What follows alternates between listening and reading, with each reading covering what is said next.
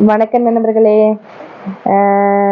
இது என்னுடைய காணொளி உங்களுக்கு புதுசாக ஒளிபரப்பி இருக்கிறோம். இது பைத்தம் பலகாரம் எப்படி செய்கிற காணொளி. இந்த சேனலுக்கு உங்களுடைய ஆதரவை எதிர்பார்க்கிறோம். சப்ஸ்கிரைப் பண்ணி ஷேர் பண்ணி லைக் பண்ணி விடுங்க. நன்றி. வணக்கம் நண்பர்களே. மீண்டும் ஒரு காணொலியை சந்திப்பதில் பெரும் மகிழ்ச்சி அடைகிறோம். என்னென்னு சொன்னால், நாங்கள் இன்றைக்கு பைத்தம் பணியாரம் செய்ய போகிறோம். அதுக்கு பயறு வறுத்து எல்லாம் சுத்தமாக்கி வச்சு கிடக்குது.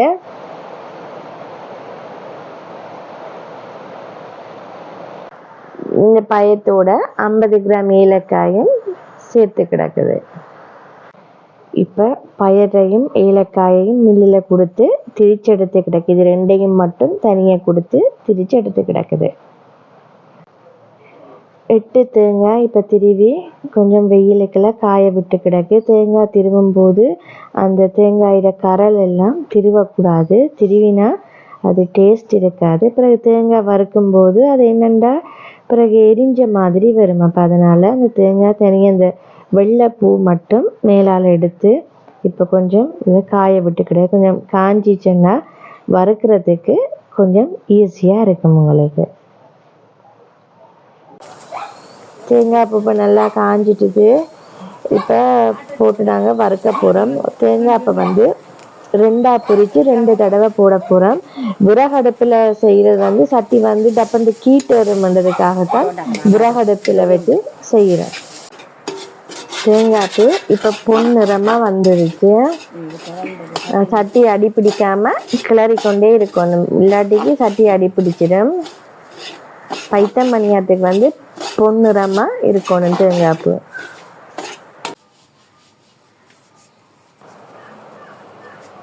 இப்போ தேங்காய்ப்பு வறுத்து முடிஞ்சுது.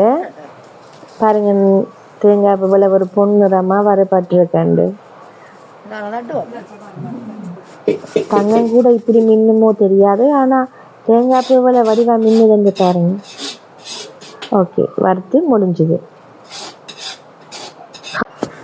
இப்போ நாங்கள் வறுத்த தேங்காய் பூவை உரலில் போட்டு இடிக்கிறோம். காரணம் என்னன்னு சொன்னால், உரலில் இடிக்கிறது டேஸ்ட் கூடவாக இருக்கு. இனி எண்ணெய் பதம் கொண்டு வரும். இடிக்கும்போது ஒரு எண்ணெய் கசிகிற மாதிரியான ஒரு பதம் கொண்டு வரும். இதில் பாருங்க, மில்லில் அரைக்கிறத விட இது டேஸ்ட் கூட.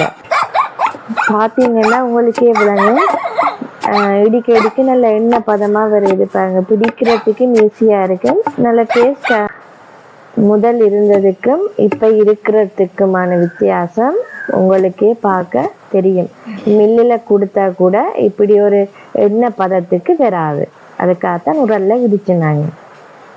இப்போ பார்த்தீங்கன்னா உங்களுக்கே தெரியுது, நல்ல எண்ணெய் பதத்துக்கு வந்துட்டுது. இப்போ அதோட சீனி சேர்க்கிறேன். சீனி சேர்த்து கொஞ்சம் நல்லா இடிச்செடுக்கணும். நல்லா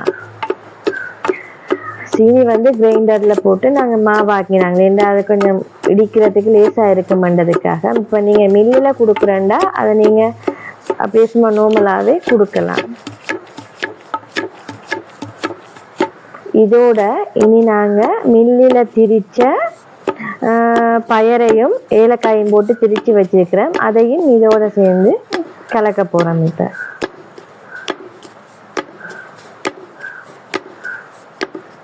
சீனி நல்லா இடிபட்டு வந்துட்டு இனி நாங்கள் மாவை கலக்க போகிறோம்.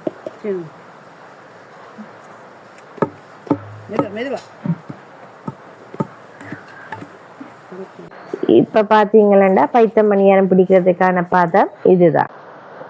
இப்போ பார்த்தீங்கன்னா பைத்தம் உருண்டை உருட்டுறோம்.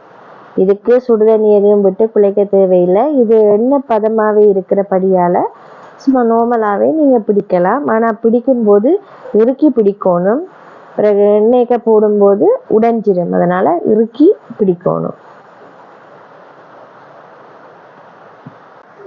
பைத்தம் உருண்டை தயாராகிருச்சு. இது வெள்ளை அரிசிமா கலவை. இதுக்குள்ள தான் நாங்கள் பைத்தம் பணியாரத்தை துவைச்செடுத்து எண்ணெய் சட்டிக்க போட போகிறோம். இப்போ நாங்கள் பைத்தம் உருண்டை பிடிச்சி வச்சுருக்கிறோம். அந்த பிடிச்ச பைத்தம் உருண்டையை மாவில் தூச்சி எண்ணெய் சட்டி சூடாகிட்டு நாங்கள் அதில் போட்டு எடுக்க போகிறோம். கிணக்க போடக்கூடாது, போட்டால் குழையும். கொஞ்சமாக போடணும். போட்டு பொன் நிறமாக வர இதை நாங்கள் எடுக்க போகிறோம். கிணக்க போட்டால் சில நேரம் குழைய பார்க்கும். அப்போ அதனால கொஞ்சம் கொஞ்சமாக தான் நாங்கள் போடுறோம். பைத்தம் பலகாரம் செய்து முடிஞ்சது. பார்த்தா உங்களுக்கே தெரியும் இவ்வளோ அழகாக டேஸ்ட்டாக இருக்குது. நாங்களும் சாப்பிட்டு பார்த்துனாங்க. நீங்களும் உங்களோட வீட்டில் செய்து சாப்பிட்டு பார்த்து எப்படி இருக்குன்னு சொல்லுங்கள். இந்த சேனலை தொடர்ந்து பார்க்குறதுக்கு லைக் பண்ணி, ஷேர் பண்ணி, சப்ஸ்கிரைப் பண்ணி உங்களோட ஆதரவை தாங்க. நன்றி.